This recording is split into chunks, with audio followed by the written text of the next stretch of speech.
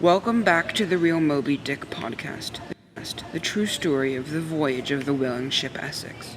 We left off where Captain Pollard had just gone off to hunt whales, and a giant whale had just rammed the Essex in its side.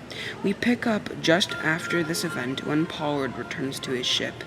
His crew, led by First Mate Owen Chase, are patching up the hole made by the sperm whale circling the Essex. The whale hits the Essex on the bow and inflicts it the ship's fatal blow. Now all they could do was load the small boats with supplies and watch as the whale disappears under the waves. The captain and the first mate, along with 20 other men, were the only survivors. Captain Pollard came up with a plan to ensure their survival.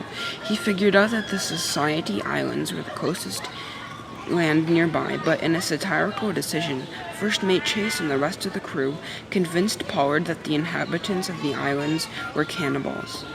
But there was no evidence that the natives there ever ate the traders and whalers who docked there.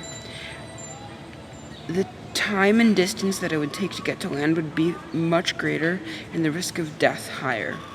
So the 20 survivors of the sinking of the Essex left the wreckage and sailed on. Seawater soaked into their provisions, and the men became dehydrated with every bite they took. To make matters worse, Pollard's boat was attacked by a killer whale, and when they spotted land, it was barren and uninhabited. After weeks at sea, one man started dying, and with the rations almost gone, everyone, including Pollard, started to tear out his limbs. They threw his heart into the bottom of the sea and proceeded to roast his organs and eat them. They were practicing cannibalism.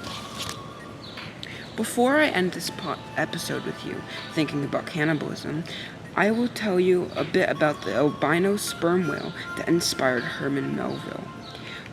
While reading a magazine story in 1839 written by Jeremiah Reynolds, he read about Moby Dick, the white whale of the Pacific, that had been killed off the coast of Chile, from a story from a Nantucket whaler. Reynolds said, and I quote, "This renowned monster, who had come off victorious in 100 fights with his pursuers, was an old bull whale. He was as white as wool." End quote. After Moby Dick's death near Mocha Island, rumors spread long after his death. And so, is it that hard to imagine that the Essex couldn't have been sunk by an albino sperm whale? Part 3 is on its way.